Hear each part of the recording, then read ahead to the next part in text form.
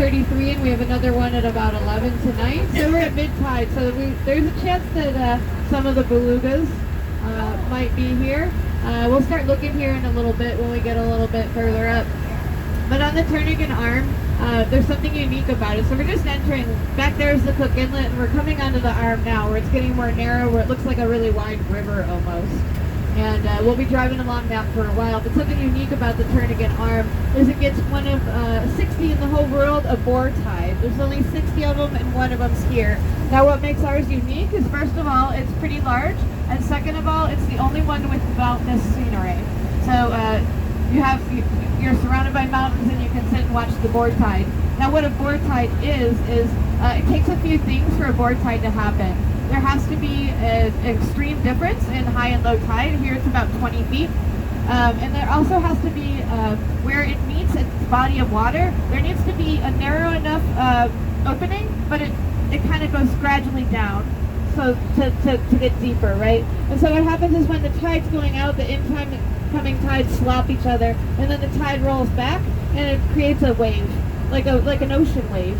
Like so people will come up here, many people will come up here, not many, limited actually, but it's a bucket list thing to come up and surf the boar tide. Oh. And so you spend time planning this, and you come up here, and what happens is you can sit out there and wait for the tide. You can time it, right? And so once you know the low and the high tide, you can figure out what time it's going to come through different areas of the arm, and you can surf it. Now that tide travels for almost 20 miles or more, right? So if you catch it, you can surf for a long time. The wave is typically, it can be anywhere from a foot to about 6 feet. It's higher on the new moon and the full moon. We're around the new moon right now, which is why we were so lucky with or one of the reasons the aurora was so obvious to us. So tonight, hopefully there'll be a pretty good boar tide coming in here. I think it's coming in about 6 o'clock or 4 o'clock maybe.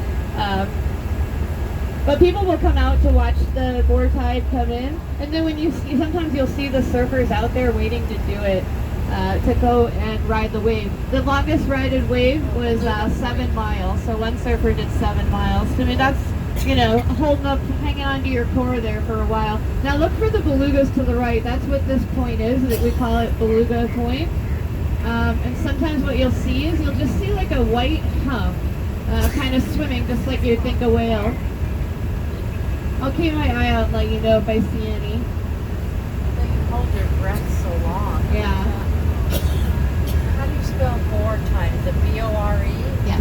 Oh, okay. Yeah, so underneath this water, and we'll see some more when we go on up, is glacial silt.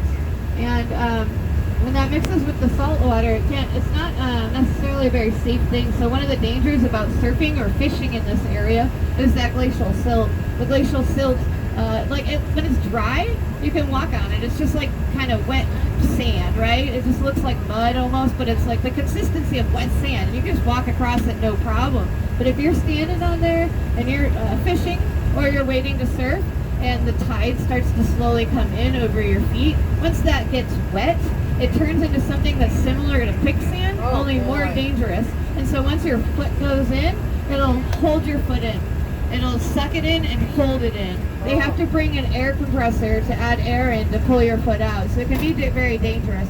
So far, no casualties from that this year, but it's not a strange thing to hear about. So some people died last year from it? Yeah. Oh,